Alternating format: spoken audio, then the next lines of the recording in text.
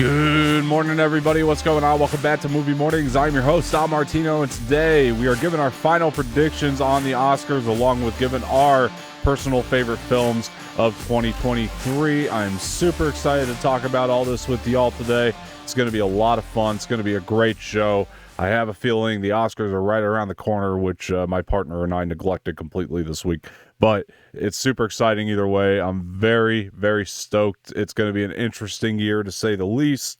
It's a year without Dune Part 2, so something else can win this year. Thank God for them. But anyway, I want to introduce you guys to my cohort. It's Mr. Jose Espinel. How's it going, Jose? Yeah, I'm doing good. I'm excited to get into these our top, our favorite movies of 2023 and get into these final predictions because there's some juicy stuff. Absolutely. Of course, we will start with our favorites of 2023 this year, and it was a tough list to put together, but Indeed. but come hell or high water, it was put together for me and Jose, and we're gonna read those off to you today. We do these later in the year than most people. A lot of people put them out, toward the end of 2023. I like to wait till Oscar season, right around the time that we celebrate the films of 2023. Just always made the most sense to me. So other people may disagree with that, but that's fine. Jose, are you confident in your list, man? Are you confident in it? Yeah, I think we're gonna have a lot of a lot of favorites in the top 10 for sure. All right. I do think so. Okay. All right. Well, it's going to be an interesting one. So I'm very excited to get into this. And this year we are going to do 6 honorable mentions. I decided that just 5 isn't enough every year, so I wanted to throw in one more from now on. So we usually do 5 over here, but we're going to do 6. And we usually do this on a separate show, by the way. But again, because we realize that the Oscars are like right around the corner here, we had to do this all in one show, do the top 10, which is how we used to do it here on the channel with the Oscar predictions. So we'll go ahead and we will do that. But let's get started here. So I will start with my honorable mentions, and then Jose will do it like I'll read my 10, or you'll do your honorable mentions, and I'll read my number 10, you'll read your number 10. I'll do my number 9, you'll do Okay. your number 9. That's how we'll go about All it. right. So, all right, guys, listen, here we go. So I have 6 honorable mentions for y'all, and this is what made the honorable mentions for 2023. I have Wonka, Scream 6, No One Will Save You, Saltburn, American Fiction, and Guardians of the Galaxy Volume 3. Those are my 6 honorable mentions. Jose, what did you get? I got Teenage Mutant Ninja Turtles Mutant Mayhem, Ooh, yeah, good one. The Iron Claw, American Fiction, Guardians Volume 3. How many is that? 4? Yeah, you got 4. Yeah, 4. Uh, the Hunger Games Ballad of Songbirds and Snakes, Ooh, very good. and Mission Impossible. All right. Fantastic. All right. Congratulations to our honorable mentions. You guys were great films, but just unfortunately there were 10 films that were better for us in 2023. So here are the top 10 favorite films of 2023. I'll start with my number 10, and then Jose will do his, and then so on and so forth. And again, these just come down to our personal opinion and the films that we have seen, so nobody jump on us. It's limited to that. So it's not something we think should have been in the Oscars per se. Everybody has their own way of voting on these. These are just our personal 10 favorite films of 2023. And it's, again, limited to the films we've seen. So very important. All right. My number 10 for 2023 was a film that broke barriers, man. It really did. It was a cinematic achievement. It definitely took me 2 times to watch this, to process it and get everything, out of it that I think the film intended for me to get out of it. And that film is Spider-Man Across the Spider-Verse. What a great follow-up to the first film. Couldn't have been better, honestly. Over time viewing it, I actually like it better than Into the Spider-Verse. So it's Spider-Man Across the Spider-Verse for me. Just thought this film was magnificent again, and it's a lot to process. Took me a couple times to watch it to get it there in my brain, but it does deserve to be on this top 10. I'm pretty confident in that. All right, Jose. What is Uh, your number 10? I had a Talk to Me. Talk to Me. All right. So I love Talk to Me. That's a great film. So I Yeah, I mean, did. It took me twice to watch it as well. Not because obviously there was like a lot to process, just because I liked the movie so much that I had to watch it a second time in theaters because it's just, and the fact that it was two YouTube twin brothers who came from doing high production videos on YouTube to then writing and producing and directing their own film, and it being as successful as it was, and them already greenlighting a second part just goes to show that really anyone can, make a hit movie, yeah, for sure. honestly. Like it goes to show with hard work, dedication, anyone can make an incredible movie. And I honestly just really enjoyed it. And I'm not big on horror films, but that one was just, it was just really good, honestly. Right on, man. I love it. I love that made your top 10. For me, my number 9 is a film that's, well, let me put you here for this. In a world where no, in a world where Jason Blum rubs a couple nickels together and makes horror films left and right. Just goes into that pocket and figures out what he's got left for the week, what kind of ends meet he's made, and says, I can make a movie out of this, and we get them all the time. I was looking for a fresh, new take on horror. So my number 9 also, it goes to Talk to Me. I second you. This deserves to be in the top 10 at least. Talk to Me was so fresh. It was everything I was looking for at the time out of a horror film. So I'm super stoked to have this in the list. It's always nice when I can put a horror movie in the list, and it seems to have been happening every year lately. So it's great that every year we seem to get a really fresh new horror film. That just works very, very well. So, Jose, what is your number 9? And what's the craziest thing is that we flip flop because my number 9 is Spider Man Across the Right Spider Verse. on. Oh, yeah. All right. What do you want to say about that? I mean, yeah, I saw it in the theaters 4 times. Very That's how good. many times it took me to process a lot of stuff. Uh-huh. And it was also just because of how amazing the animation for that movie was done. Like the different types of animation styles used in that movie, between the pastel type animation to just the insane animation that they used from Into the Spider Verse, Hmm. was just incredibly done. I Yeah. loved, the character, all the characters in the film. I loved the music that was done in the film. It was just the whole story from beginning to end was just very captivating, and I loved the film overall. It was just a really good film, Yeah. honestly. Yeah, for sure. And by the way, not the next Godfather. Some of y'all out there need to pump the brakes on it, but it is a great film. I mean, no doubt about it. But some people were like talking about this like it is what Dune 2 is this year. You know what I mean? And it's like it's not. But it is a great film, and it's again, I'm honored to have it on the top 10 for 2023. 100%. All right, my number 8 is a movie that's I was going to go see regardless of the quality. I was going to check this thing out because it is done by one of my all-time favorite filmmakers. I think one of a lot of people's all-time favorite filmmakers, if not the all-time GOAT. I mean, you can make a good argument for this guy. He's the greatest of all time. And that is Martin Scorsese. And that film is Killers of the Flower Moon. And this was a passion project of Marty's. I knew that going in, and I've been listening to Marty talk about this project for about 15 years, I feel like. And so to finally have seen it was such an experience. Not Marty's best film by any stretch, but for the year of 2023, it was one of the highlights for sure. I mean, every bit of this movie is oozing with some of the best cinematography you'll see.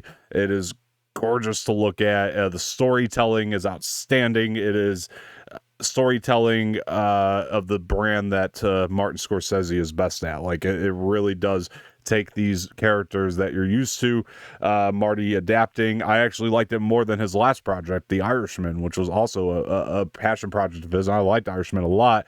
This, to me, while not a gangster story, well, kind of a gangster story, was a better mobster story than Irishman in a weird way, because the subject matter is so completely different than anything Marty's ever done. But it does belong with his top gangster stories of all time at the same time. And De Niro was doing things in this movie that I thought were just like unbelievable for him, even. And he's one of our best actors. And it was just so cool to see him do a fresh role that we haven't really seen him do before. So I enjoyed the hell out of that. Leo is great in it too. I mean, he does a lot of things we've seen him do before, but he still just manages to turn in such a great performance. And I think what really stunned me about Killers of the Flower Moon was Lily Gladstone. I mean, having a sort of newer actress that can hold up with Leo and Robert De Niro is incredible. And I thought Lily Gladstone is really a lot of what carried the film for me. And yeah, I found this film to be thoroughly enjoyable. It's one of the best of 2023, no doubt. So that is my number 8. Jose, what did you have in the number 8 spot? Uh, I actually also had Killers of the Oh, Flower very Moon good. at my number 8. I mean, I second everything you say. Yeah. It was just a very nice, fresh take, also based off of a book, which was really cool. Yeah. And I also heard that, he actually went to like the town where Hmm. that movie was based off It and was kind of just got well like, researched. Yeah. yeah, he researched, he asked questions around to the citizens of that city. And so, to see that he, actually put in a lot of effort to do this project was really cool. Again, like you said, not one of his best, not not one of my favorites from his, but still very well done. Yeah. Leo, as you said, was was really good. De Niro as well, and like you said, Lily Gladstone to be paired up with those Hmm. two, she was outstanding. Honestly, Very she did her much. thing in that movie. Yeah. She very much killed it. So Yeah. yeah, very enjoyable. Honestly. What's interesting about that one is I remember hearing there are people that have read the book that weren't as thrilled with it, which is interesting.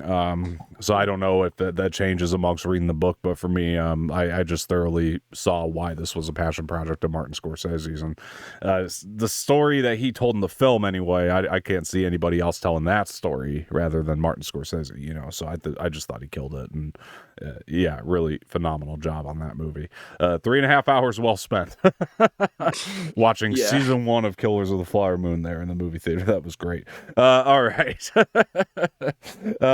Let's get on to the next one. So we had, I think more than most years, we had some very charming movies. Like, I think that is a very rare thing when you have charming movies that are also some of the best. And for my number 7 spot, I'm going to go with one of those films that had a very happy ending and a very, well, happy, bittersweet, but the movie was overall just, it ended it was a charming movie. It ended on a charming note.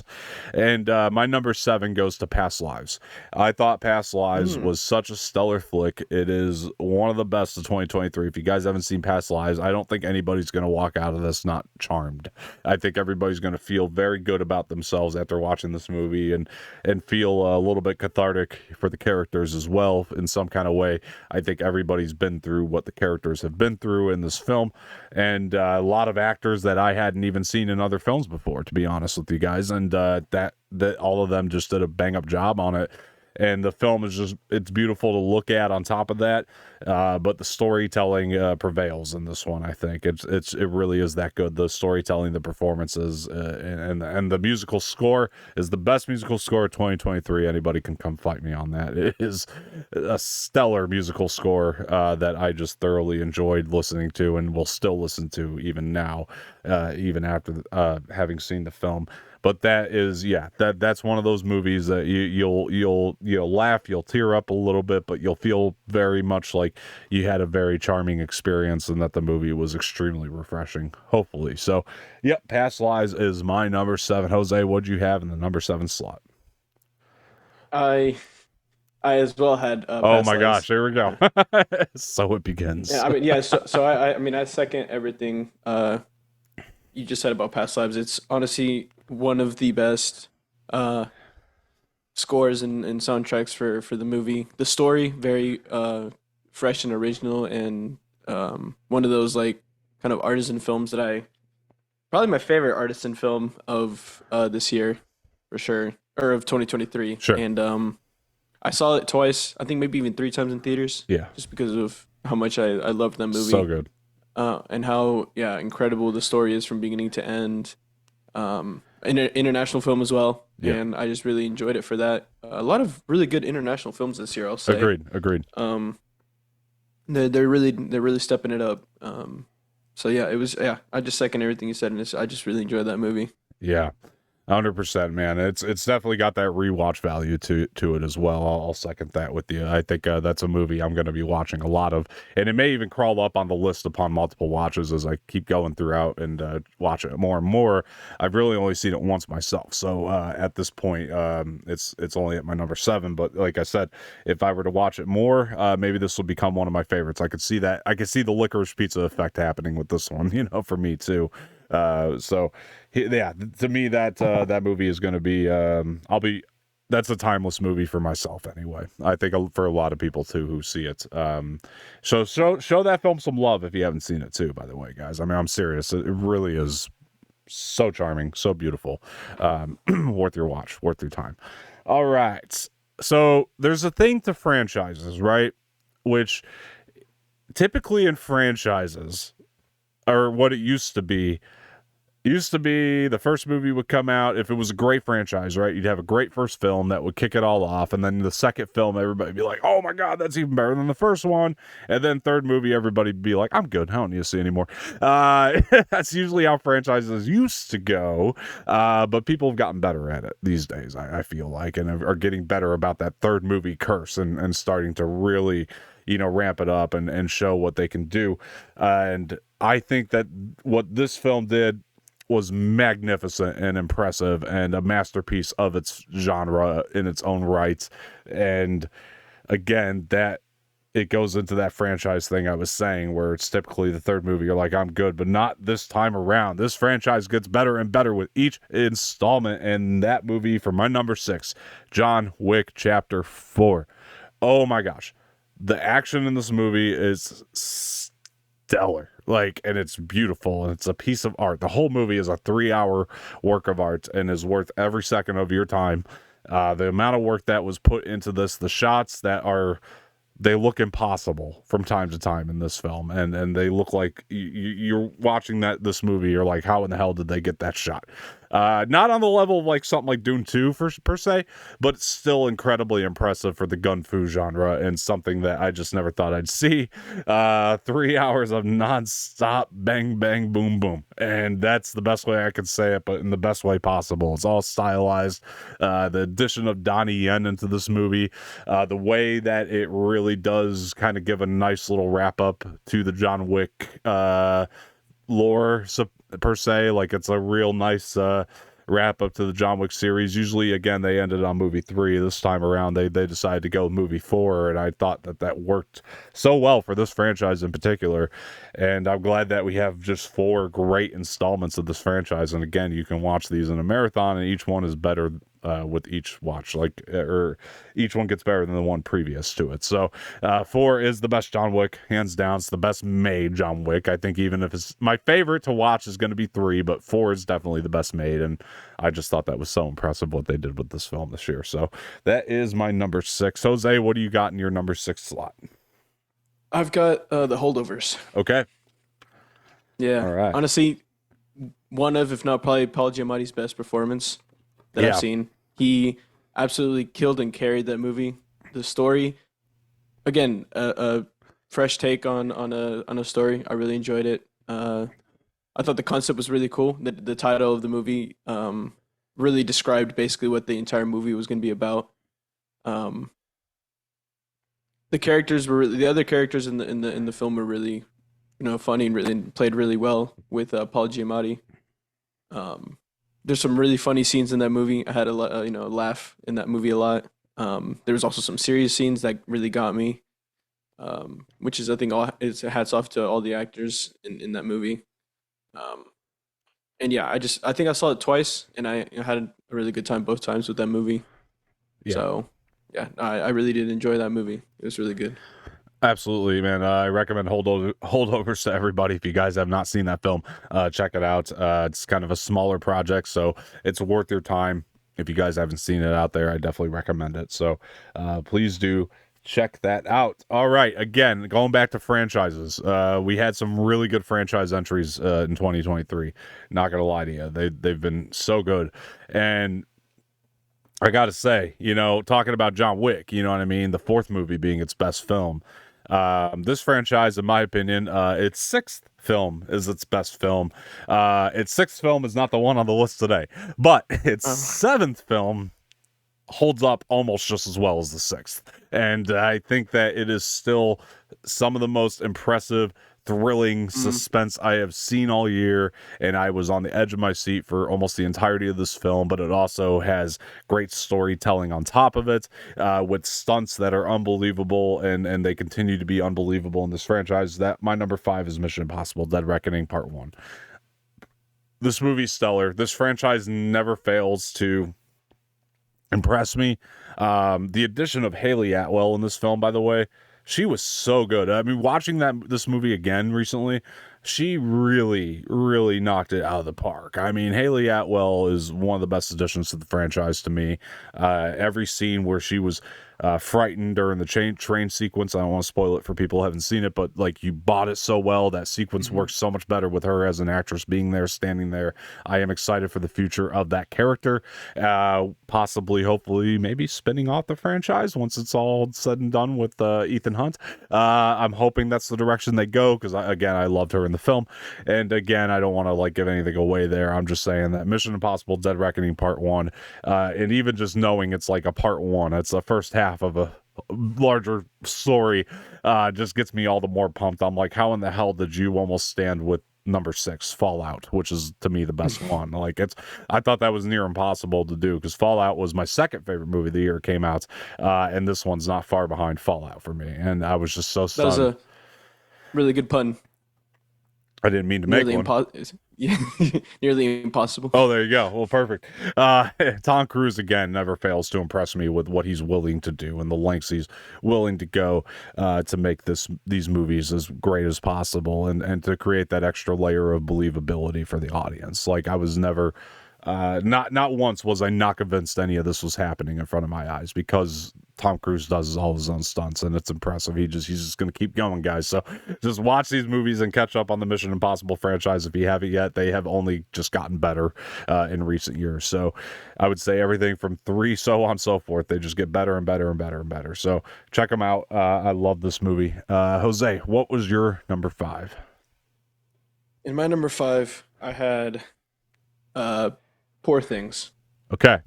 What an incredible film! I saw that one twice in theaters. The first time I saw it with some friends, and then the second time I watched it again because I did miss a bit of the beginning because I got a little late and I also got hit with some traffic Okay. because that movie theater I go to, there's always traffic at later times. But man, what a film! Talk about performances, man.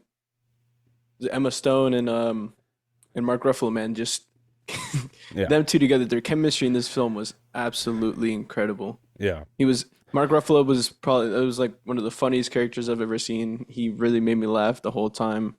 Willem Dafoe also did really good job with his kind of sort of limited role in this movie. Every time he was on the screen was just an absolute ball of a time. I had a really good time. The cinematography was absolutely beautiful. The visuals were also just incredibly done. A lot of the costume designs for Emma Stone were also really cool and inventive. I really enjoyed that. The score as well was also just up there with one of my favorites for 2023. Yeah. And yeah, I just had it honestly overall an absolute ball with that movie, and I would recommend it to everyone if you haven't seen it yet. Go and watch it because it's just Yeah. an incredible film. I mean, I'll second pretty much everything you said there. I think Emma Stone is just incredible. My favorite performance of hers is still Cruella, but she Yeah. Oh yeah. was 100, yeah. she carried this movie in a lot of ways along with Ruffalo, who played a role that I never thought I'd see him play, and he just knocked it out of the Honestly, park. neither. And might be my favorite Mark Ruffalo role, which is crazy to say because I love him as the Hulk and Bruce Banner and all that. But like Yeah. this one has to be like his best role. Made me laugh as hard as I could laugh laugh. I mean, in so many moments in this movie. And Yorgos Lanthimos, man, I mean, he's a director that's like, how weird can I get before audiences Yeah, say no true. thank you? And all that to say, my number 4 is Poor Things. So Oh, there you go. yeah, so Poor Things is my 4.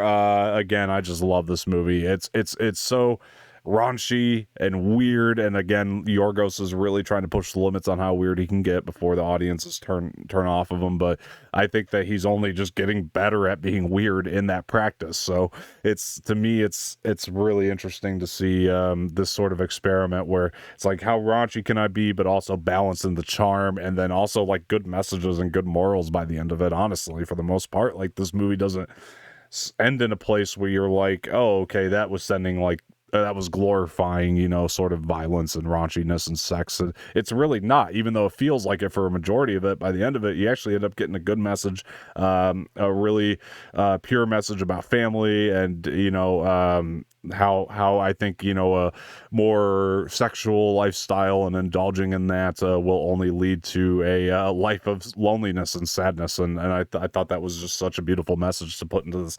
hysterically raunchy comedy again, and it's and very bizarre. And Willem Dafoe is doing awesome things in here too. I don't want to undermine his performance either, because he was perfect casting for the role that he got as well.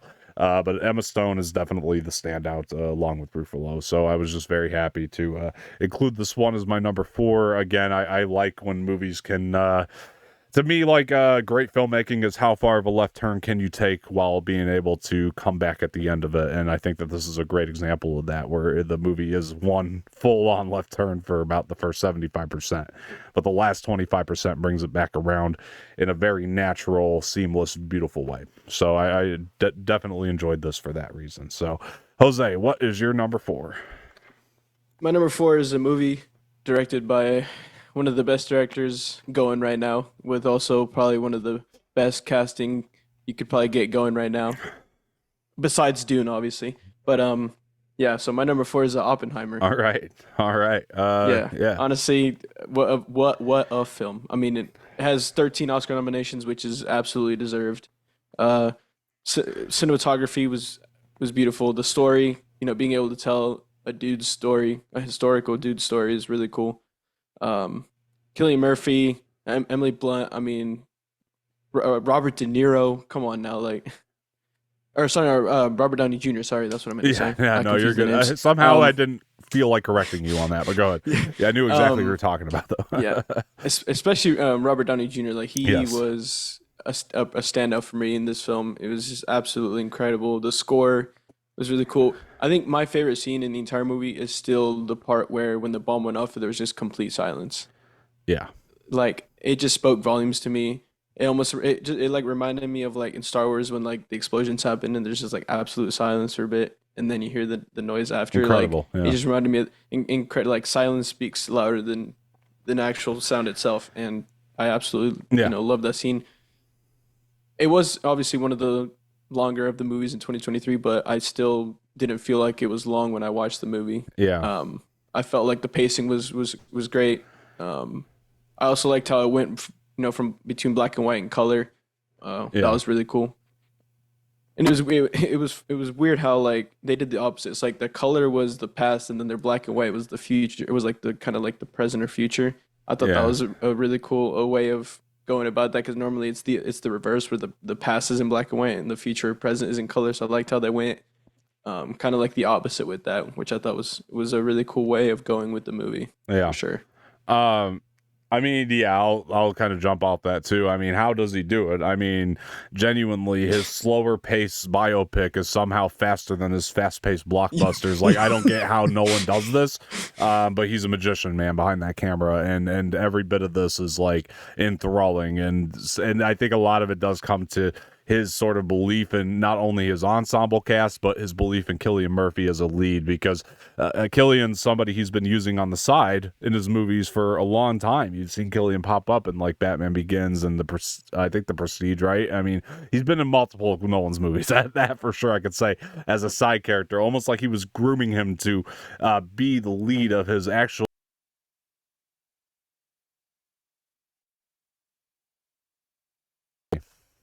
Yeah, I can hear you. Okay. All right. So I think that this is Nolan's absolute best work, and I genuinely think he reached his peak. But maybe he'll surprise me with the next one. He usually does, and I genuinely was so blown away by what he was able to Yeah, do. this is a movie as well that I saw 4 times when it was in the theaters. I remember every Yeah. single time I went. I saw it twice in no, 3 times in IMAX and then once in just regular digital because the last time I went and watched it was with my family and my sister's boyfriend, and it was honestly Yeah. an amazing experience every time that I went to go watch this film. Yeah, I It mean, was great. and I mean all this to say, number three is Oppenheimer for me. So I had that as my three. I gotta say too, man. I mean, I know like a lot of the times, guys, this movie is such proof of this. It seems like Nolan's being a shithead with his. You got to go to the IMAX theater and you got to go see my movie. You got to get it on the physical disc because we put love and care into it. And people think he's being a shithead and trying to get him to spend money, but no, he really does care about your experience, guys. And this film is proof of that. This movie was made for the IMAX, and also as somebody who got the 4K disc, he really did put the love and care to make sure that it looks better than most 4K discs. That you do still have that IMAX ratio and the film preserved, not the digital film, but like actual film is still preserved somehow on the disc. Like he put that love and care into it so we can have that experience. And I'm not trying to get anybody to spend money, but watch it on the 4K disc, guys, because the disc is like the way to watch this film, because the care is put in there. And this ensemble I want to talk about, I mean, Matt Damon, Florence Pugh, Emily Blunt, Mm. you're getting the real high hitters. And somehow Cillian Murphy's leading this movie and is doing it successfully. Of all these, A plus Big names, stars, yeah, and yeah. this even manages to give Josh. Oh, yeah, Okay, sorry about that. Am I back? yeah. Okay, sorry about that, guys. But this has somehow managed to give Josh Hartnett an Oscar-worthy performance, even though he didn't get nominated this year. I'd still say all these people were so worthy, man. I mean, Florence Pugh, did I mention her? I mean, she's so good. Yeah. Everybody is so good in this movie, guys, and it's really worth your time and checking out. And I'm telling you, the more you watch it too, like Kenneth Branagh, like people just keep popping up throughout this movie, which just makes it even more worth it. Like you're like, oh my god, and they come in, they give their A plus performance, and then they book it, right? Like this is kind of how this movie feels, and it's so good, and it all does culminate to the nuke and the sound. Jose's not wrong. The sound of this nuke, or the lack of sound when the nuke goes off, is really what makes it. It's almost like Nolan was just tuning into just the right frequency to give you the right feeling of what it's like when a nuke goes off. And you don't hear anything because they didn't hear anything. I think that they were just in such awe of what this thing was, and it just Yeah. the way that was portrayed in this movie, and again the build up to it, the politics of it, either Robert Downey Jr. of it, because he really is giving one of his best performances, at least the best since Tony Stark, honestly, which is not easy for me to give up because I think Tony is Robert Downey Jr. and Robert Downey Jr. is Tony. But this movie, again, Nolan gave him an A plus role to do. He gave him a lot of meat to chew on. Even Han Solo's in this movie. Alden Ehrenreich, that is, not Harrison Ford. But yeah, incredible. Every second of it, man. I was on the edge of my seat, and I just never felt like this movie really let up. And it's one of these. It's a stunning achievement by a filmmaker like Nolan for this to be his best film. For sure. Probably cut out again. Yeah. I don't know No, why you're that back. keeps happening. Okay, it's just for short times at least. But for the least exciting premise of Nolan's filmography to be the best film and the most enthralling one.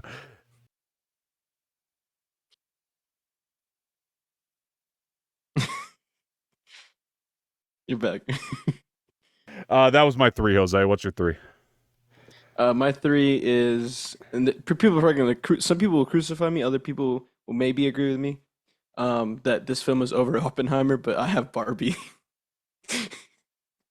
Um, Honestly, this is another film that I saw 4 times, and I saw a lot of these films more than twice in the theaters just because they were just that good. And this film is no exception. I mean, let's just talk about Ryan Gosling for a second, man. He absolutely, in my opinion, carried this movie. Like he played such a phenomenal Right. Ken in this movie. And I mean, yeah, not to take away from Margot Robbie because she was also, really good in this film. Yeah. But I think over Margot Robbie, I think that America Ferrera was even better. Uh, the role that she played, the whole speech that she gave to all the women Barbie was absolutely great. I loved seeing John Cena play Mermaid Ken and Dua Lipa play Hmm. well Mermaid Barbie and Merman Ken. I like seeing them too. For the split second that we saw them, I thought that was a really fun time. Right. The songs in this movie, I mean, I'm Just Ken has become the anthem for men, which I absolutely love. Um, also, Billie Eilish's "What Was I Made For" is an absolute masterpiece of a song. Yeah. I love that song. I catch myself listening to "I'm Just Ken" and "What I Was Made For" a lot in the car, as well as the last song in the film, which is the Barbie theme sung by Nicki Minaj and Ice Spice. I find myself bopping to that song as well. So Right. overall, the soundtrack in this film was absolutely phenomenal. The story was to be able to make a story like this about dolls is was Yeah. great. Honestly, the set design for this movie, I think, is the best of any movie that has been released that year in 2023. I think the set design was absolutely amazing. Making Barbie's dream house and all the other dream houses. Like I said, the story is great. The actors in it were all, they all did their roles amazingly. Yeah. The cinematography was, it was the shots were great. I mean, obviously it wasn't like a cinematic masterpiece, but it was still just cinematically beautiful. Um, yeah, the visuals was all it was all just, very vibrant and colorful, and I absolutely just loved seeing them go from the dream world to Right. the real world. It was all just and oh my gosh, seeing Alan played by Michael Cera Yeah. was an absolute blast. I found myself laughing every single time he came up and was just talking and doing his thing, honestly. For sure. For sure. Yeah, I didn't get to make room for this one on my top 10, but I did love Barbie. Don't get me wrong. I thought it was a blast. I think that, again, it had me dying laughing. I think I'm not upset about any of its nominations. It was one of the better movies of the year. Even, I mean, I had it at least at, let's see where that's at. Ooh, it's way down there. Anyway, I had it at least 22. Oh, it's in the top 22 best movies of 2023. Anyway, it's really is a blast. I did rewatch it recently, and I still had fun with it. And it's gonna be a movie I'm gonna put on when I'm feeling down, without a doubt. It's gonna be one of those. And if I need a good laugh, Barbie's a go-to, 100%. I thought Ryan Gosling was 100% committed to this, and it's unreal his work in this. He deserves his nomination without a doubt. So, um, Yeah. he is so good, and Greta Gerwig is still proving that she's one of our best current directors. I mean, maybe even a better director than an actress, I should say. Um, Yeah. so yeah, she's doing great work, man, and yeah, love Barbie, loved every minute of it. But yeah, did not have room for it on my top 10 this year. So my number two, it's still a movie that made me laugh, made me smile, charmed me, charmed my heart. Again, we had more charming movies this year than typically done, or there's usually movies that try to be charming and don't come off that way. This year, we had successfully charming films, and again, this is another one. I mean, there's different types of actors. I want to set this up this way because you have actors that are like Timothy Chalamet is almost like an instant, like that's our next Leonardo DiCaprio, right? You got actors like him. On the other side of the spectrum, you got actors that are like, that's that guy in that thing. You know what I mean? You see him pop up. I've seen that guy in that other thing. That's a different type of actor. That's the whole other side of the spectrum of Timothy Chalamet or Leonardo DiCaprio, right? And Paul Giamatti somehow falls into a category of his own, where he is always the side character, but he is still like this household name. You mention the name Paul Giamatti in any household, everybody knows who you're talking about. Somehow he's one of those. And I gotta say, man, Holdovers was stellar to me. Watching him lead this movie and You're back. get a role that he deserves. I apologize. I keep having audio issues at the expense of Jose's face, but it's my mic has a mind of its own tonight. But Paul Giamatti, watching him get his due and get a role like this that was so juicy and so amazing, and again carried this movie incredibly well. And I just thought it was very well directed. It has a very warm, fuzzy feeling. I'm probably gonna put this one on every Christmas now. There's something to it that I just loved, and Dominic Sessa. This new actor that they just found in the school that they shot in. I mean, did an incredible job. I mean, as the lead kid here, uh, stunning, and I can't wait to see him and more. And I just love these characters, and I love the warm feeling this movie gave me, and the ending was so emotionally powerful, man. And Oh, it's bro, it something had me crying. it's gonna stay with me forever. The ending of this movie and the way that Paul Giamatti performed it, and playing this role that you both have to balance between like he's a complete asshole, but you have to like him, and that is It not just easy to do. Only Paul could it have can't, probably done it that way. So it came full circle, mhm. honestly, and like you said, the ending just So had me impactful. absolutely. It had me bawling tears, honestly. Like it was just that emotional, Yeah, and what I really did also enjoy from this movie was what they did to his eye. I thought that was really, yeah, really incredible. cool. Yeah, they did a great job Incredible. there. Yeah, Yeah. I mean, I gotta say, I mean, it is such an emotional ending, but you still walk out of the film happy. And hmm I could have like, No, yeah, it's like it was happy emotional tears. You know what I mean? Because it's yeah, like you said, it's a happy emotion. What he did for I'm not gonna spoil, but what he did for that kid was absolutely impactful and emotional and very happy. yeah, it also did something a lot of films don't do, which is like, I want this to keep going because I want to spend more time with these characters. You know what I mean? Like, I want the Holdovers TV series now because I want to spend more time with the same characters and just, I want to see how their lives keep going. You know what I mean? Like, I felt like once the movie was over, they did not cease to exist, and that's not easy to do as a movie. You know what I mean? I feel like somewhere these characters are still existing somewhere, carrying on with their lives, and it just did such a great job with that. Joy Randolph as well as a supporting performance here. She was so good as well. Um, just really helped bring the character ensemble full circle. I felt like, and you needed her as a piece of it. Otherwise, it doesn't work. Which is one of the greater things about the ensemble. Any piece of them is taken out, movie falls. You know, and they just work together so well. But Paul Giamatti just led this charge, man, and he did it. He took this challenge and passed it with flying colors, I think. And again, but I also like that it was a movie that was written for him as well. Like you could really tell, and like this is a character that like they knew, man. Like nobody else could play this. It's got to be Paul Giamatti, and I think Paul Giamatti knew it too because I think he put more blood, sweat, and tears into this role than I've ever seen him put in. So I love that. He's got to be so honored to have taken this role and have gotten this role offered to him. Just so glad that this came about for him because it really is going to show people like the strength of Paul Giamatti. Uh, Not that he's already not strong enough to be a household name, but I think, man, we underestimate him sometimes. I think just because he usually does blend into movies so well. Um, Seeing him not as blended in, but the guy who's just leading the pack is it makes that difference to me, and it proves Right. something new about the actor that we just haven't seen. So I'll let up on that. That's my little holdovers rant for tonight. But Jose, what is your number two? We're getting close to that first spot. Yeah. And before I say my two, I feel like we both have the same number one. Well, let's see.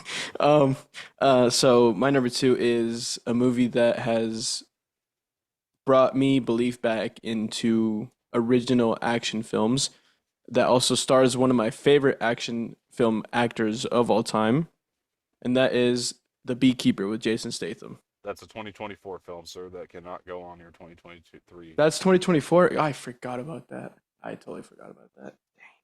I did forget about that. Oh no. Oh no no no. I totally forgot about that one. I don't know why for some reason I thought it was I'll tell 2023. you what. What would you bump into your number 10 spot, and then we'll just run through our top 10 one more time before. So we're technically on your number one. That Okay. that makes My this even number crazier because then more of our list matches up now. Then, because I was always one ahead of you. More of our lists like now matches up if you think about it than it did before. that is true. That That's is true. crazy. All right, so you gotta take Yeah, no. Beekeeper off and then bump it up. Yeah. Yeah. And then Uh, just add a different movie into there. well, it'd be one of your honorable mentions would take your 10 spot, I would assume. Yeah. The question is which one. Yeah. But anyways, so you just want to tell you my one? Well, you're on number two now, right? Well, your number two Well, yeah. was Well, Oppenheimer. because my Or well, no, no. my number three was Barbie, so So that your would number bump two is up. Barbie now. Okay. Yeah. All right, we'll run through the Um. list again, but just like replace your 10 spot now. Take Beekeeper Yeah. out, and then we'll Well, I'd have to see if there's a movie that would actually be higher than these other ones, Okay. because there are some honorable mentions that may come above, but yeah, we'll see. Okay, fair enough. All right. Um, so yeah, I'm not really sure what to do now. How we're waiting on this, but yeah, maybe we should read through the list with each other before we do this again. That might be a better idea for the next time we run through this, just to make sure Probably. nobody made any colossal errors. Because that happened to me one year too, where I put a 2020, or I put like the year that we were in on the year prior. You know what I mean? Oh So yeah, yeah, yeah. yeah, yeah. Anyway, yeah, I know that because we did that review this year. I remember that specifically. So for the Beekeeper. So yeah. So number two again for me was the Holdovers. Did you guys see the Holdovers? Let us know in the comment section below. I could keep talking about that movie because in my mind those characters don't cease to exist even though the credits have rolled. Paul Giamatti is doing again incredible work in this. What is your? That's a good question for the audience. While we wait here, what is your Paul Giamatti? Or I'm sorry, what is your favorite Paul Giamatti role and performance from No, you him? know, no, you know what? I've got a movie I totally forgot about that I watched that I'm gonna put in my number two because of incredibly how incredible this movie was, All how right, great all the actors played, Jesus. and how insane and incredibly disturbing but awesome this story was at the same time. Um, Oh, jump and seven that's spots. It better be 8 spots. It better be special here. Go ahead. it is because the movie is Society of the Snow. Ah, yep. Because I originally saw the older version of it that was done. I can't remember what year it was, but it was essentially the same story as this one. This one is just done. It's obviously fresher. It's newer. It's with a different cast. It's also directed by Yeah. a Spanish guy with a whole Spanish crew. Um, so the fact that they did a whole new fresh take on this movie for the same story, because I mean, if you guys don't know about the story, like the actual true story, it's about a rugby team whose flight crashes and they basically have to try and survive in the Andes. And they do so by essentially just eating each other as soon as they die. That's how they have to survive, and they try and go and try and find civilization. And most of them don't come back, and I believe, if I'm not mistaken, some of them do make it to a civilization and survive, but most of them just didn't make it. Um, so it's an incredibly disturbing story, but also just a really cool story at the same. Like, it's cool to see in a movie, and this had a really big impact on me when watching it. And I actually do remember that my parents saw this one before me, and they actually recommended me to watch this one. And when they did, I saw it. I think it was like two or three times, and every time I just had a great time with it.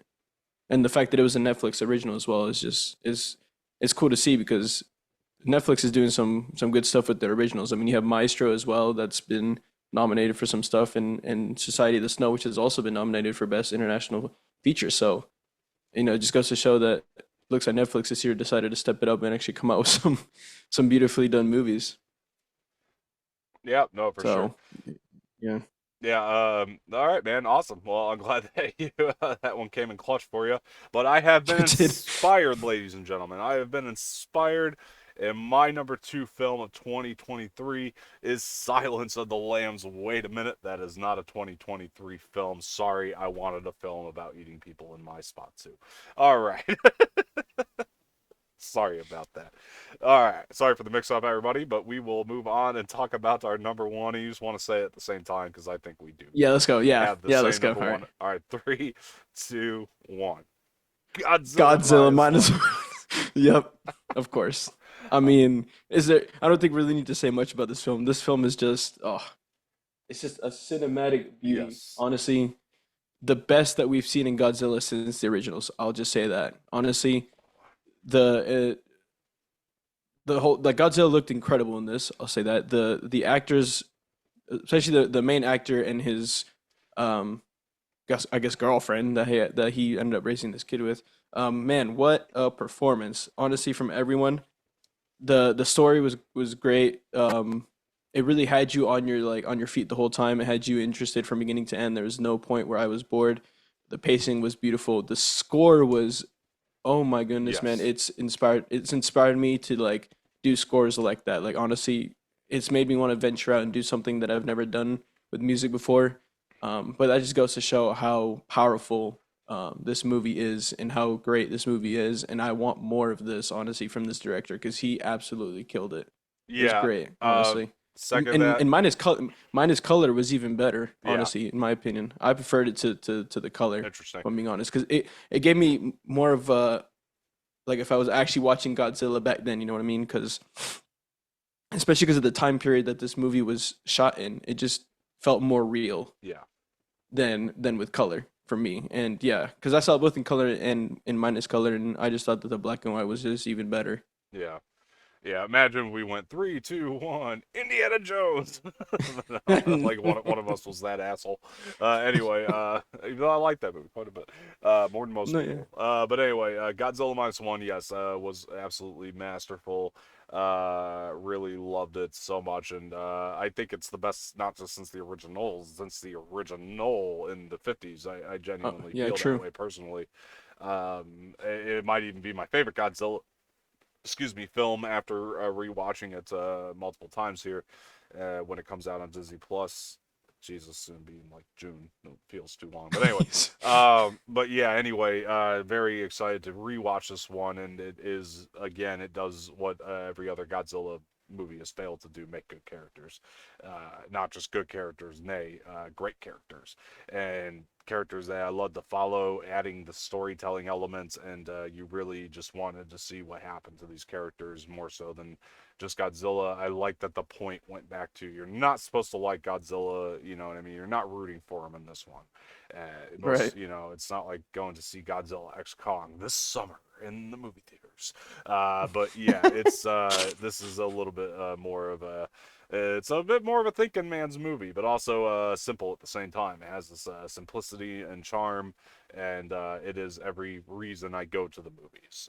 This film right here, so I really enjoyed it. Again, if Doom Part Two didn't come out this year, I would say Godzilla is one of the best movies I've seen in a long time.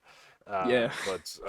Yeah, we are in a time period where Doom Part Two exists, so that can't And be, sadly. we're just gonna keep praising that thing Yes. until it forever and ever. Until Hollywood gets the hint and makes something else just as good. But you True. know, I mean, it's True. that's the whole thing there. But yeah, I mean, I do want to see more scripts like minus one. If you can at least get to the level of Godzilla minus one, you've done your job very, very well, I would say. And I think that nobody's going to be disappointed walking out of the theater.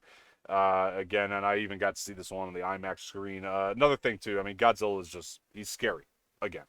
Really like that element of this, Yeah, and his roar gets me every time, man. Like the yeah, sound, I'm telling you right now, the sound design is in this incredible. entire movie was Yeah. it was yeah, it's just absolutely incredible. And I know we're dealing with Japanese money, but it was made for 50 million. I mean, come on, that's 100 million in American dollars. So I think they did a pretty bang up job on this, and here we are spending $400 million on Fast and Furious movies that really don't have a lot of substance to them, and it saddens me when I see a movie like this for that reason. But this is just, again, it's a masterwork. It really is. This is like one of the best films, Yeah, for just sure. suspense films. I mean, I would even say since like Jaws. I mean, it hits that Mm, level of Jaws and Jurassic Park and just those types of suspense films. It's got that level of suspense to it, and that level of storytelling. And again, man, just need more of it. We just need more of it. I can't praise this movie enough. It is the fact that a Godzilla movie was my minus one, or my minus one was number one. my number one for 2023. I did not have that on my bingo card when the year started. I'll tell you that much. And yeah, that speaks volumes about how great this movie actually is. So I hope you guys For do sure. support it. At least check it out when it's on Disney Plus. Use those That's subscription dollars and get your money's worth. I, But yeah, I can't believe it's going to Disney Plus. That's a weird one right there. it is. A But Godzilla movie being on Disney Plus. That's crazy. weird, but don't blame him for jumping on it. But No, no, it's a honestly, I don't blame them at all. if you could be the one that debuts that film, you're a very smart cookie. But yeah, that is that is our list, guys. So let's just run through them again, our official ones now this time around. So really quick, I'll do mine. My number 10 is Spider-Man Across the Spider-Verse. 9, Talk to Me. 8, Killers of the Flower Moon. 7, Past Lives. 6, John Wick Chapter 4. 5, Mission Impossible: Dead Reckoning Part 1. 4, Poor Things. 3, Oppenheimer. 2, Holdovers. 1 is Godzilla minus 1. Go ahead, Jose. All right. All right. So my number 10 was Talk to Me. Number 9 was Spider-Man Across the Spider-Verse. 8 was Killers of the Flower Moon. 7 was Past Lives. 6 was Holdovers. 5 was Poor Things. 4 was Oppenheimer. 3 was Barbie. 2 was Society of the Snow. And 1 Star was Wars. Godzilla I'm sorry. minus 1. I'm sorry, kid. I was just Number waiting 1's for you to Godzilla minus 1. lob off a movie What? that wasn't from this year again. Rogue One. All right, yeah, Star Wars movie in the theater. Are you kidding me? That's like a pipe dream these days. Honestly, yeah. Like being, yeah, honestly. All right, guys. All right. I hope you guys enjoyed our list, and we want to know all of your top 10 favorite movies of 2023. So drop those in the comment section below. Even if you don't rank them, just tell us some of your favorites from 2023. Which ones did you agree with from our lists, and which ones would you have taken off, or yeah, which ones were your favorites? Essentially, that's what we want to know. But let's get to the main event, the reason that we are here, and that is to give our final predictions on the 2024 Academy Awards, and these are for films of the year 2023. So Beekeeper will not qualify. All right, so let's take a look at this list. All right, so I'm gonna do this in the order that the Academy's official website, OSCARS.org, has this listed, and let's go into it. All right, so we're going to start with actor in a leading role. Our nominees are Bradley Cooper for Maestro, Coleman Domingo for or for Rustin for Paul For, Giamatti. Coleman Domingo was inside of Paul Giamatti. Can you believe it? Paul Giamatti for The Holdovers, Cillian Murphy for Oppenheimer, Jeffrey Wright for American Fiction.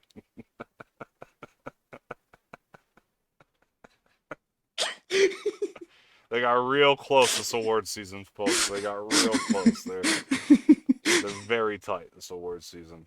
They've been talking. They decided to settle their differences like gentlemen. oh man. Their Oh last man. resort was to enter That was a good one laugh. another. All right, That all was a right, really good laugh. all right. Thanks for that one. Yeah, you're welcome. So, Ooh. I well, I want Paul Giamatti to win this award. I think he is the most deserving personally, but I think Cillian Murphy's going to take this home. I 100%. That's literally what I was gonna say. I was gonna say I think Cillian Murphy's gonna win, but I want Paul Giamatti to win because Yeah, he absolutely deserves it for giving. I think the best performance he's probably ever yeah, given in his career. yeah. Honestly, Yeah. yeah, Giamatti is again he's going to be the upset if anybody, but yeah, I do think yeah, for sure. Killian's taking this one home. Unfortunately, just for my personal preferences, it's a little unfortunate. So all right, let's see what actresses entered each other on this list here. Well, Oh no, never mind. We're still on actors, guys. We still have a couple actors that we got to go through here. entered So each other. actor and entered each other. Actor in a supporting role. We have Sterling K. Brown for American Fiction, Robert De Niro for Killers of the Flower Moon, Robert Downey Jr. for Oppenheimer, Ryan Gosling for Barbie, and Mark Ruffalo for Poor Things. Who's your prediction? So it's honestly tough for me. It's a tough category. Because I see three actors here who are all deserving of the Oscar. I agree. Um, I agree with that. it's tough. It's tough. Who do I think is gonna win? I honestly think that Robert Downey Jr. is gonna win. Who do I want to? I honestly, just for the memes, I kind of want Ryan Gosling to win. I'm not gonna lie to you. I feel like Um, that'd be that'd be lows. But I mean, if I'm being for real, I think Robert Downey wins, and if anyone upsets, it's probably Mark Ruffalo for Poor Things. I agree with everything you said. I do think Ruffalo's the upset. Ryan Gosling being a close upset, but it is going to Downey. I do believe that Downey Yeah. is the winner on this one, and I also think after the show, Robert De Niro will enter Sterling K. Brown. So there's that for a little tidbit. All right, so let's get on to the next one. Actress in a leading role. Uh, let's take a look at this. All right, for our nominees, we got Annette Bening for Naiad, Lily Gladstone for Killers of the Flower Moon, Sandra Huller for Anatomy of a Fall, Carey Mulligan for Maestro, and Emma Stone for Poor Things. You want to say this one together? Who we think is gonna win? Yeah, I think we're gonna have different answers. Emma Stone for Poor Things is where I'm going. Okay, yeah, that's what I was gonna say. I And think if anyone upsets it, it could be Lily Gladstone. not having seen all the films, I mean, I did see Yeah. Maestro. Carrie was great. Lily, again, in Kills of the Flower Moon. I do think it is going to Emma Stone. I think Lily Hmm. Gladstone will be the upset on this one. Yeah, that was yes, yeah. I second that. Yeah, I do think, however, this one's a little bit closer than people might think. I do think Lily could easily swoop in there and take it. It's not. It's. I think this is closer than the other categories we've gone through, and yeah, I mean, not as close as De Niro and Sterling K. Brown, but you know, it's a close category. So let's. Or Coleman Domingo and Paul Giamatti. Right. Yeah, those two, man. Hottest couple of the year. All right, let's talk about actress in a supporting role. We got Emily Blunt for Oppenheimer, Danielle Brooks for The Color Purple, American Ferrera for Barbie, Jodie Foster for Naiad, Divine Joy Randolph for Holdovers. Okay, so yeah, man, this sucks. This is one of those times again where I have to be like, all right, America Ferrera for Barbie probably should take this one home. I think it's going to be Divine Joy Randolph for the Holdovers. Okay. I honestly think that America Ferrera can win, and if anyone upsets, it's Divine Joy Randolph, or the other way around. Like if like it could be Divine Joy Randolph that wins, and America Ferrera upsets. Like it could be either Yeah, or. I I I do think that America Ferrera could win just yeah. because of that one hell of a performance she gave.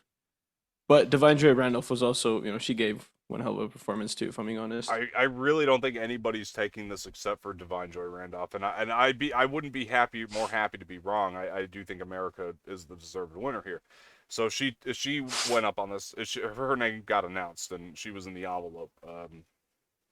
Again, I wouldn't be more happy to be wrong. I think America is the thing you're talking about when you come out of Barbie. You know what I mean? That monologue is like everybody's gonna mention that when Mhm. they come out of Barbie. Yeah. Um, That and Ryan Gosling as Ken. but I think the holdovers effect of, like I was saying about the film earlier when I was doing my top 10, it's like you take a piece out of that movie, it falls. And I think Divine Joy Randolph is an important piece of that. I do think that the voters but I are going to think but go I with think her. I think this the same could be said about America Ferrera's character in Barbie. You take her out, and that whole Barbie film kind of just Yeah, what happens then? Like because she's the whole reason why the Barbies kind of come back. I think the first thing you said there is the reason that she won't win, though. Why? Barbie film. True, I'm sorry, like but I'm just saying, like she's still just such an I important agree. piece to that puzzle. That's why I think she could win. I'm not thinking like I should think. I'm If thinking, if if any nomination Barbie can win, this is probably one. yeah, I'm thinking like the Academy thinks here, man. I feel like, and I think that they're gonna give it to Divine Joy Randolph. I really, really do. I think she walks away with this, 100%. And again, was great in the movie. I mean, I'm not gonna be upset either way. I will be happy to be wrong again if America takes it. I really will be. But Divine Joy Randolph, I don't think it's going to be between those two. America's the upset. Yeah, I'm yeah. not going to lie to you on that. But Divine is taking the award. I'm pretty positive. But all right, we have two different predictions on that. Then fair enough. All right. Animated feature film. We have The Boy and the Heron, Elemental, Nimona, Robot Dreams, and Spider-Man Across the Spider-Verse. We could say this one together. It's Spider-Man Across the Spider-Verse. Yes, yeah, yeah. If any Nothing's if any upsets, I think it could be the boy and the heron. If any upsets, Yeah, I don't even think anything qualifies for an upset here. I'm just saying, I think it's Spider-Man. I'll be I actually have shocked a friend. if I anything actually else have a friend. wins. I actually have a friend who thinks that The Boy and the Heron will win over Spider-Man, I which I don't. was like, "Are you crazy?"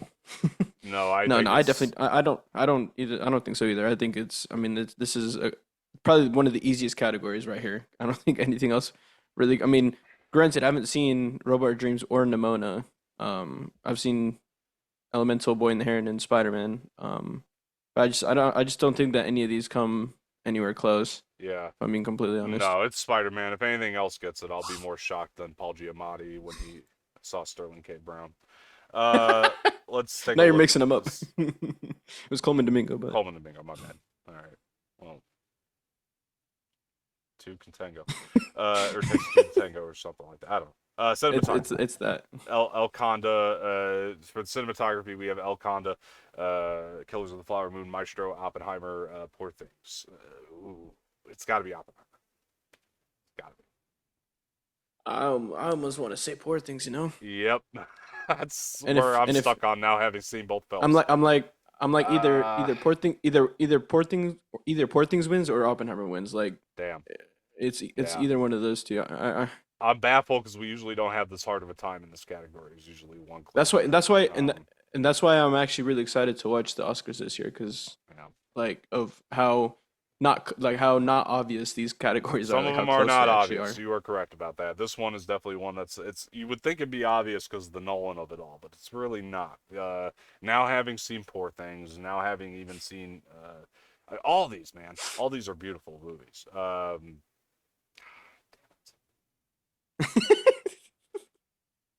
Man, I think because of the hype of it all, I feel like Oppenheimer is gonna win, but I want Poor Things to win. I think it's gonna be Oppenheimer, but I can easily see Poor Things taking it. You know what I mean? Like Hmm. it's an easy Yeah, same. swoop Yeah, in there. that's my same Take it. prediction. Yeah. But even Killers, man, we were talking about how beautiful that was. And I don't know, man. I think it is going to be Oppenheimer though. But Poor Things can take it. It's, I like how the cinematographer is his first and last name have the same first five letters. Hoyte van Hoytema. holy shit. Such a Where do I get one of those names? All right, I know, right? costume design. Uh, Oh, all this right, is obvious right here. I all swear right. this is an obvious one. Barbie, Killers of the Flower Moon, Napoleon, Oppenheimer, Poor Things. It's going to Poor Things. Yeah. And Poor if Things. anyone upsets, in my opinion, it would probably be Barbie. I'd say If anyone Killers, upsets. personally, but okay. I could see your reasoning behind it. I would say Killers would upset it, but I think it's going to Poor Things. It don't matter. I Oh think no, Poor yeah. Things is I'm telling you, like the different costumes they gave for, or I guess dresses they gave for Emma Stone were very nice, very beautiful dresses, yeah, very out there. yeah. Poor Things, 100%. Directing, we have Justin Triet for Anatomy of a Fall, Martin Scorsese for Killers of the Flower Moon, Christopher Nolan for Oppenheimer, or Yorgos Lanthimos for Poor Things, and Jonathan Glazer for Zone of Interest. It's going to Christopher Nolan for Oppenheimer, I think. Yeah, So, and for me, if any upsets, it could be Poor Things again. yeah, yeah, I would agree with you. We'll talk about this more when we get to Best Picture because I have a Right, thing right, on yeah, this. But yeah. yeah, I do think it's Nolan We for always have a thing. We yeah, always have a thing on that. Nolan for Oppenheimer, but yeah, Yorgos could be the upset for Poor Things easily.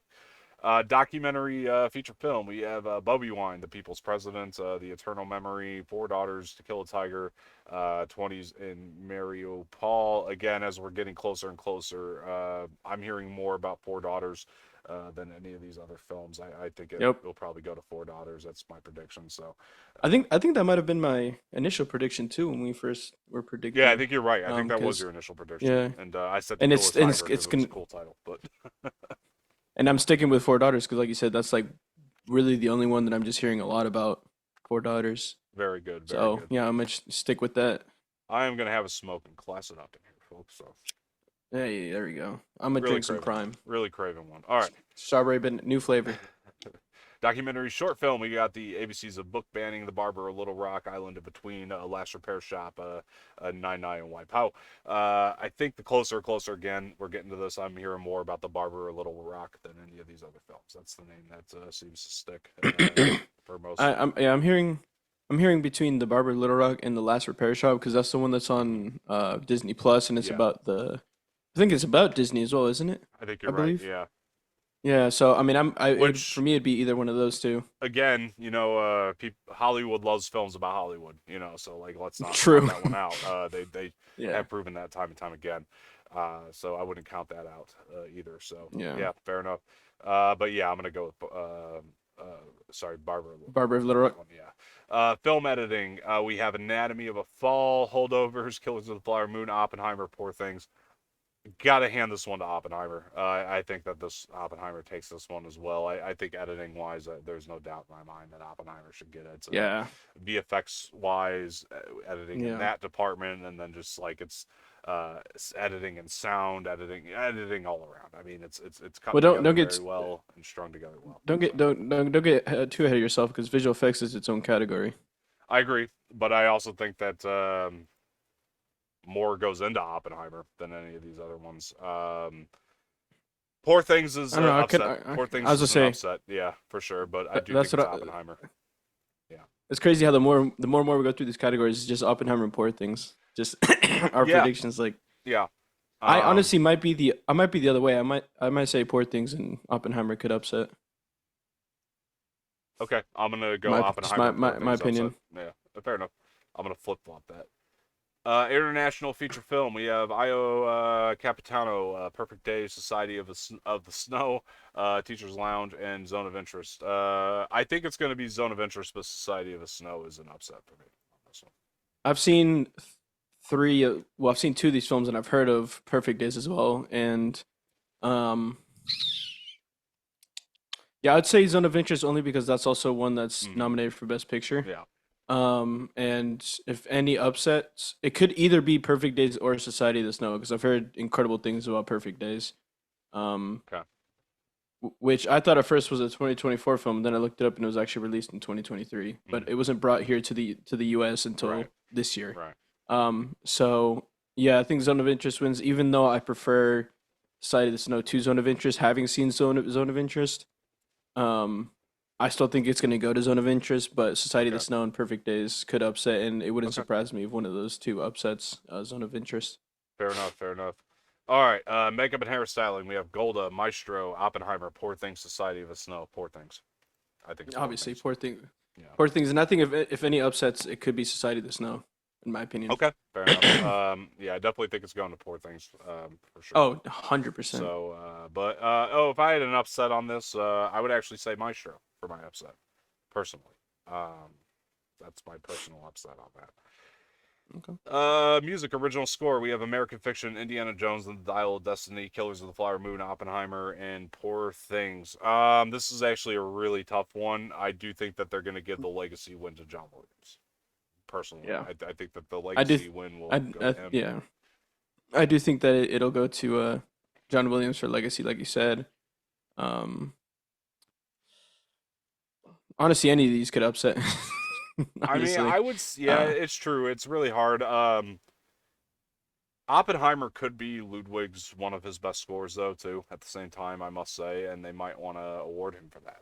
I don't know that Ludwig's actually won for a score yet, so it's possible he could be a winner because he has been grinding quite a bit.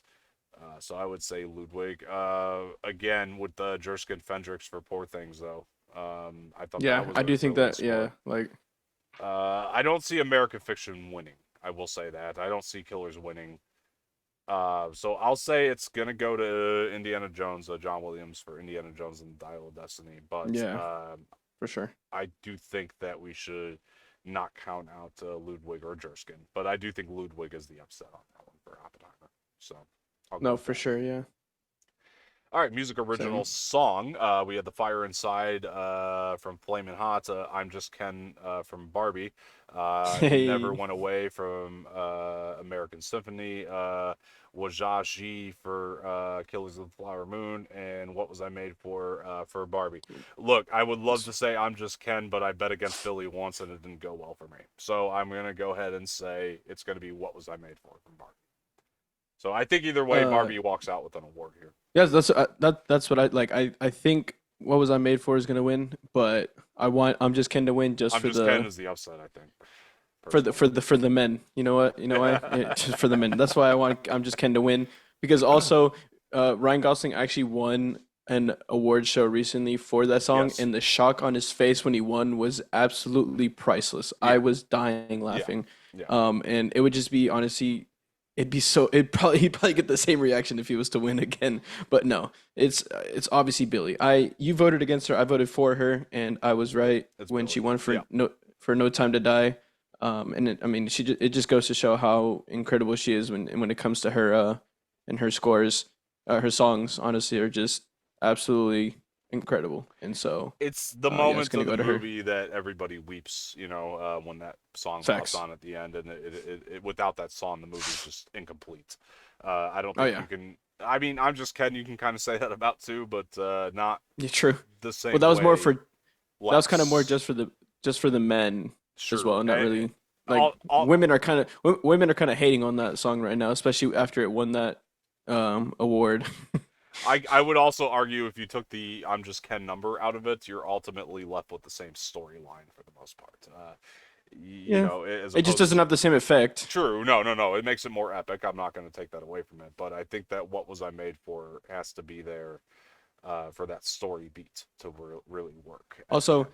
I just forgot that Ludwig Göransson actually won He did win. an Oscar for Black Panther Okay, all right, yeah, fair in enough. That makes 2019. sense. That score's Yeah, amazing. yeah, yeah, Yeah, no. Still, I still say it's Oppenheimer. I really do. I think yeah, yeah. I still say it goes to him, if not John Williams. So we'll go with that one. All right, Best Picture. But now we're in Well, let's skip that. the big guy. Let's save that to the end Okay, because we got more in okay. here. That is the big one, so we'll save it for the end. All right, production design nominees are Barbie, Killers of I the already Flower know what's Moon, winning. Napoleon, Oppenheimer, There's no Poor there's no point. Things. What do you got? There's no point. What do I you got? mean, I it's think there's kind a of point. obvious, bro. It's Barbie, 100%. The set Yeah, design for that movie, 100% takes it over all of these movies I without a shadow of a doubt. I agree with you, but I do think Poor Things can be an upset on this. Oh no, Yeah, 100%. Poor Things will be the upset, but I think Barbie yeah. absolutely takes this Okay, category fair enough, fair enough, because I could tell you that the amount of time it took for them to build fair enough. all of those houses must have been time. It must have taken them so long to build Yeah. all those dream houses. My only Like other argument I would feel be for them. My only other argument would be Napoleon, but the problem is not a lot of people like the movie Napoleon, not necessarily Yeah, for its production design. But yeah, I do think Barbie is going to take that. You're right on that. But yeah, Poor Things, I'm 100. not going to be surprised if that swoops in too. That's a very high possibility for me. All right, animated short film. We have Letter to a Pig. 95 cents is our uniform. Patch of Deerm.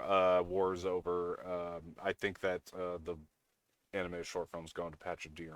That's the one I'm hearing most about leading into the award season. Closer and closer we get, it's been Patch of Deer. Yeah, Yeah. same.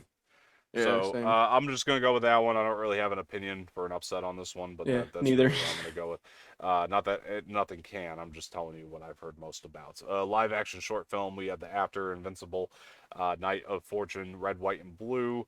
And The Wonderful Story of Henry Sugar. I think it's going to The Wonderful Story of Henry Sugar. It's a Wes Anderson movie. Stars Benedict Cumberbatch. I've heard a lot of hype about it. People are really loving it. Yep, Wonderful yep. Story of Henry And Sugar is where I'm it's going to go. and it's a really really good film as well. I Yeah, absolutely loved it. yeah, It's great. Yeah, I'm definitely going Wonderful Story of Henry Sugar because it's yeah. just such a great and it's Wes Anderson and Benedict Cumberbatch carries that as well. He's absolutely great in that, and I love the style of the movie, how it's shot and how it runs and stuff. It's really good, Also, honestly. I really want to see Benedict and Wes accept the award. I hope that they're there. So I think that'd be a Yeah. really fun time.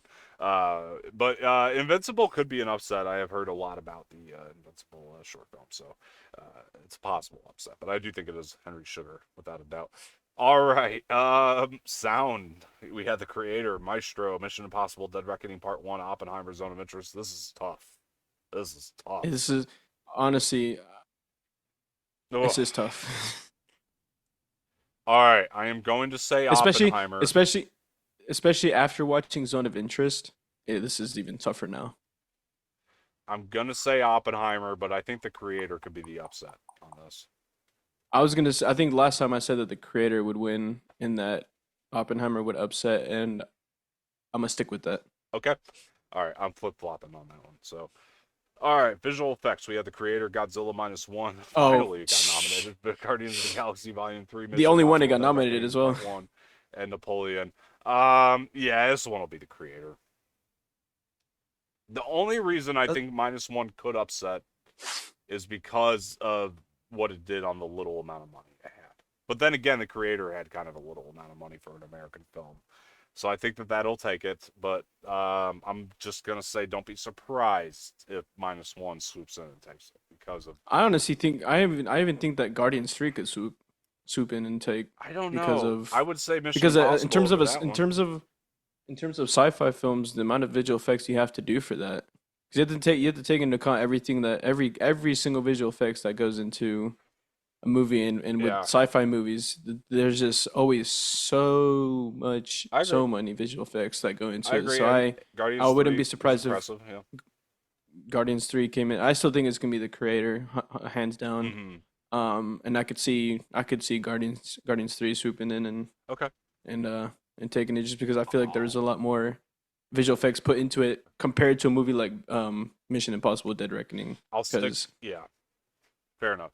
I mean, yeah, there's still visual effects, but I just feel like Guardians had way more. Their visual But effects are it's real visual effects. Just Tom Cruise is actually exa- jumping off a cliff in that movie. You know what I mean? It's like exactly. that's a little bit different. Yeah, man, I see your point of view, 100%. I just think that -1 is going to be the upset, if anything, but it's going to creator, I feel. So, Yeah, um, 100%. yeah, no, creator. All right, we have writing, adapted screenplay, American fiction, the most controversial pick of the year, Oppenheimer, Poor Things, and Zone of Interest. Everybody's making a stink about Barbie, is why I said that, but being in this category. But, okay, adapted screenplay is tough on this one. I'll tell you why. Because a lot of people don't feel like Barbie is adapted. So does the fact that it's in here hurt it? Is kind of the question. Because if it doesn't hurt its chances, I do think Barbie So people are wins. saying so people are saying this is more original than adapted. Yeah, yeah. But since it's based on an IP, I don't really have an opinion on this. But they put it in adapted. But can it hurt its chances not being in the original category? Assuming it doesn't hurt its chances, I'm going to say Barbie deserves the win on terms of original screen or adapted screenplay. Um, but I also feel like a really good upset for this would be American Fiction. Personally. I was gonna say I think American Fiction wins, Okay. and if any upsets, it would be Barbie. Okay. I'll flip flop on that. I'll say Barbie wins. American Fiction's the upset. That's where I'll go. But it's tough again because of the perspective on adapted and the Yeah, controversy yeah. surrounding it. It just makes it all that more harder. So I'm not going to be surprised about any of these, honestly, because of that strange point of view that seems to be had this year more than other years. And that's why I can't wait to watch this one. Yeah, for sure, for sure. All right, writing a regional screenplay. This seems to get a little bit easier. I feel like Anatomy of a Fall, Yeah, Holdovers, no, for sure. Maestro, May, December, Past Lives. Not gonna be May, December. I'll tell you that right now. God, that movie I think it's sucked. hold. I think it's holdovers. Holdovers is yeah, that's where I'm gonna go. I'm gonna go with I think Holdovers. it's holdo. I think it's holdovers, and if any upsets, it would be past lives. I like that take. I'll stay. I'll second that. I like that take. Awesome. Yep. No, All for right, sure. and Let's go back up. now We're last gonna but not do least, our yep, final the big category. hit, the big hitter. Best Picture, folks. All Ah, right. So our Best Picture nominees are American Fiction, Anatomy of a Fall, Barbie, The Holdovers, Killers of the Flower Moon, Maestro, Oppenheimer, Past Lives, Poor Things, and Zone of I feel like I Interest. feel like we're gonna have a better um take on this one, especially because we've seen most of the. There's only two on here that I haven't seen, which Yeah, same. are Maestro and Anatomy of a Fall. Those are the two I haven't seen. All right. So I would love for Holdovers to win this category. I don't think it happens. So I'm going to say No. Oppenheimer, Poor Things being the upset. Yeah, and that just comes back again to the best director. Yeah, which I wanted to mention Um, because if we get to that point in the show and Yorgos gets that award, I'm gonna flip right there and I'm gonna say, yeah, okay, Poor Things is taking it. yeah. So I think Um, it's either Oppenheimer or Poor Things yeah, that wins. But for me, it all depends. But I mean, obviously, in the past, we've seen a best picture and a best director be from different yeah, movies. it's true. So let's not be surprised if that happens again this year. Because we could have Christopher Nolan win for best director, but then Poor Things win best picture, or um, Poor Things win best director and Oppenheimer win best picture. You never know. Like, it could happen. But what's your third most likely? whew, um, probably holdovers for my third, if Okay. any. I was between that one and Barbie I for my think third. I think my third, and again, Holdovers is the one I would love to see win. It's my favorite movie on the list. But if I'm gonna go with my personal third here, what I think is has the highest possibility of taking it, it would be Past Lives, as a third for me. Ooh, okay, But that's fair. I do think it is Oppenheimer's year. I think it's Nolan's year all the way. I think he's just got it. But I wouldn't underestimate Poor Things at the same Yeah, time. no, definitely. Yeah, definitely not. I mean, Poor Things is even though it's an adapted screenplay per se, it's literally the definition of original film, which is what they're looking for, as opposed to Oppenheimer. It's a story about something we already knew, right? Man, it's tough. Honestly, it is one of the toughest Best Picture categories. It's very hard, but I do again. I'm confident in Oppenheimer on this one. I really am. I have Man, I would love to see you full be so confidence. wrong. That'd be so funny. I Yeah, again, I think it is going to be Oppenheimer. I'd love to be wrong and for it to be Holdovers though. I mean, that's Ooh, what I ooh. would love. I would love that. God, I would love that. That would be my That would favorite thing that to would ever happen honestly at the Oscars. that'd be a shock to my face if I'm being honest. Yeah, if it is Holdovers. Because I could even honestly for myself put Barbie third, uh Barbie's a just good because one, yeah. yeah, it's the whole hype around that movie is it's just crazy. Okay. I got to give a final answer here. For what? My Who's gonna win? Yeah. Oh, I felt pretty confident going in. Having now seen Poor Things changes a little bit for me. I honestly, you know what? I think it's Yorgos' year. Okay, I'm gonna give it Poor Things. You're going Poor And Things? Oppenheimer upsets. Ugh. Again, it could come down to who wins Best Director, but again, like we've said, we've seen it go. We've seen years where the Best Director and Best Pictures are different. So, the same thing could happen this year, but we'll see. Because we could hear Yorgos' name for Best Director, and then boom, here comes Oppenheimer wins Best Picture. Like you never know. All right. Or the other way around. You hear Nolan's name for Best Director, and then Best Picture, Poor Things wins. Like you never know. All right, I'll stick with what I was saying in my first instinct. If again Yorgos gets that best director, I'm gonna change right then and there. But Watch you still be wrong. Watch Oppenheimer still win Best Picture. no, I'm saying Oppenheimer is my prediction. That is my final prediction. And even I got to look at my Even own. even if Yorgos wins Best Director. No. Because watch. You could say, look, if Yorgos wins Best Director, and you switch to Poor Things winning Best Picture, watch Oppenheimer still win Best Picture, even though Yorgos wins Best Director. Like it could happen. We've seen those years before. We've had those years in the past where that's been the case, where director and picture are different. So I wouldn't be surprised if that happens this year. Okay. No, I'm saying Nolan wins the director. Oppenheimer wins the best Okay. picture. That's my prediction. That's my final prediction. However, I'm gonna give it um, to Poor Things for director and picture. well, I'm thinking about my own personal list too, and even on my own personal list, I do think Oppenheimer's a stronger film between the two. Uh, so I I mean, have, I had Oppenheimer over yeah, Poor Things. I uh, literally had them 4 and 5. So right. No, they were neck and neck, but I do think yeah. Oppenheimer was just the slightly stronger film this year. It's going to Oppenheimer. Best director goes to Oppenheimer. I think that's the trifecta this year. I think it's best director Nolan, Oppenheimer best picture, and Cillian Murphy for best actor. I think that's the way they're gonna move this year. Um, and just because I again I think it has to do with that grind.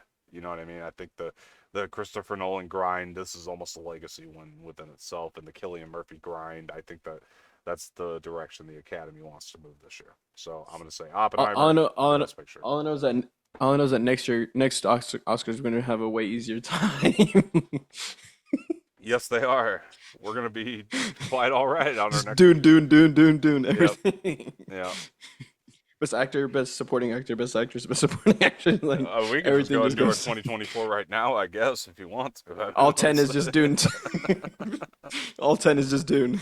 yeah, Even the honorable mentions are all Dune. I'm just yeah. It's gonna be a short show next year, folks. So stick around, or hopefully you tune into that. That's gonna be a short one. Yeah, no, I think it's very short Oppenheimer one. though for Best Picture. I'm not seeing them going any other way at this point. Poor Things again surprised me as a film, and the strength of that film surprised me, and I'm sure a lot of the Academy felt the same way. But I just think that they are sitting there like, but damn it, Nolan's just been Yeah. reliable. You know what I mean? All Um, reliable. yeah, he's come through for us every time. I think that's what they're thinking with Nolan. That's I yeah. think That's gonna be the opinion. That's gonna be the opinion with the need next for next Oscars. He's been all reliable. yeah, and Yorgos will get there too if he keeps making movies. Oh yeah, And 100%. that he'll get there. Not next year, but he'll get there at some point. Yeah. Nobody's There's no doing it point in. next year. There's no point in even doing the Oscars next year. You might as well just give all the awards to Dune. Except for the other categories like international film, uh, the short films, the animated films, all those Hmm. obviously they can't get. But all the other awards you might as well just give to Dune at this point. There's no point in even Yeah, putting other films in those categories. for sure, Although who man. knows? We might actually be surprised. The year has just started, so we might be surprised. Never I'm know. gonna be very surprised. I told Josh I think the only one that even has the potential, and it's probably not gonna happen, Is has the Deadpool? potential. No. Oh, which Furiosa, I think, is the only one that has the potential to ooh, beat that out one. Dune 2. That it Uh, looks good. It looks good. it does, It does look good. but potential. It's not quite. I don't think it's gonna happen. I'm just saying Yeah, potentially no. to beat Dune 2 as a film would be Furiosa. But yeah, next year So it's Dune 2. That's a Anya Taylor Joy effect right there. Yeah. So we don't even need to do a show next year, is what we're saying, right? You Like know, we got this, right? exactly. Yeah, Everybody knows yeah, right now yeah. what's gonna be. No, we'll do one, folks. We'll show Every up. We'll show up to talk about Dune, and it'll we'll never probably get tired of it. that. As I say, it'll probably be a lot shorter than this one because it's just gonna be a lot easier. But we'll still do Yeah. it. No, We'll it do it for the other is category. We'll do it for the other categories for sure. the way that last year was the Everything Everywhere All at Once show. Next year is gonna be the That's Dune gonna 2 be show. yeah, Yeah. exactly. Yeah. Yeah, exactly. 100%, guys. All right, man. This was a lot of fun though. I again, man, I'm still in my mind. I'm like, poor things is gonna sneak in and take that from I swear Oppenheimer. But you're gonna be sleeping about that tonight. it's gonna be weighing on me, honestly. And I gotta get up early tomorrow, so I don't like that weighing on me. But it's gonna I be. gotta be up early. I gotta be up early tomorrow as well. So I'm hoping. Yeah, and for those of you watching, it is today, because True. it'll air Yeah. in the morning. But yeah, we're pre-recording. All right. So what do you say, Jose? I was gonna ask you about this. Probably unprofessional of me to ask you about this on air, but we didn't because we were so short notice with this. I was thinking about our Oscars after show. Do you want to air it as an after dark, or how do you want to do it? Or do you just Whatever want to way we like can do it. we could We can do it pre-record? we We could can pre-record do it as an after after. dark if you want. What we could do, no, we'll pre-record it after and air it as the movie mornings the very next day. Is Okay. probably how we'll do it. All And right. yeah, I'll just keep everything the way it is. I'll keep our logo up at background or our Oscars logo up there in the background, and we'll do our after show All right. and go over it and see where we were right and where we were wrong. We're wrong. Exactly. And then are we? I know again, asking you on air, but are we getting together tomorrow for this? As we do usually, Like we'll be together for the like Oscars. to watch it together. Yes, sir. Like to watch it together. Yes, Yeah, sir. of course. Okay. Yeah, Just I'm wanted to done. make sure that the plan was there. I have a screening of Dune 2 that I have to catch for to see it a fourth time. What time? It's early, so I should be good. Don't even worry Okay. about it. I'm getting out. I'll be out by like 2:15, so we should be good. Okay. Yeah, I didn't want to watch anything tomorrow because I just wanted to make sure that I'd be completely free by the time that the Oscars came around. Yeah, I'll be good. So I'm going to I the got I early got. show tomorrow, so we should be okay. I would go to an early show, but I do have church tomorrow. That's why I didn't want to risk anything. Perfect. That works out for me. So yeah, man. Fun show tonight, guys. Not us up with Star Wars today, so I apologize, but it is very Oscar centered, and we wanted to keep it that way. But we do want to know your predictions. Obviously, that is important. We want to know what you think we got right, what you think we got wrong, and let us know that in the comment section below. I'm very excited to have done this once again with the Jose. It's been great every year we do it, Yeah, it was and so much fun. Yeah, every year's fun. yeah, and I was gonna invite Sammy Ramirez, but again, the short notice would not have been good. She hasn't been on with us the last couple of years, so we need to get her back for some type of show here pretty soon. So Yeah, for I'll be sure. talking Yeah, with her. I miss talking to her. Yeah, me too. Definitely curious about her perspective on the Oscars. I'll have to Mm. ask her who wins Best Picture. So for sure, guys. All right. So like I said, that is the show. Let us know what you think, what your predictions are. Before we get out of here, Jose, where can the people find you? You can find me on Instagram at Jose Espinal5, all lowercase, all together, and on YouTube as the Latino Spicy King. All right, and you guys can find me on Twitter at Dom_Martino_ and on Instagram Dom_Martino_official. And please do follow the Extract Media pages at Extract Media Blog across both Twitter and Instagram. Thank you guys for joining. Please like the video, subscribe to the channel, leave some feedback in the comment section, share us with your friends, hit the bell for notifications. Jose, where can people find you other than watching Beekeeper? You No, already I'm, asked me I'm that. kidding. I'm kidding. All right. I did ask him that. All right, guys. Look, thank you guys so much for joining, and we will talk to you guys later. See ya.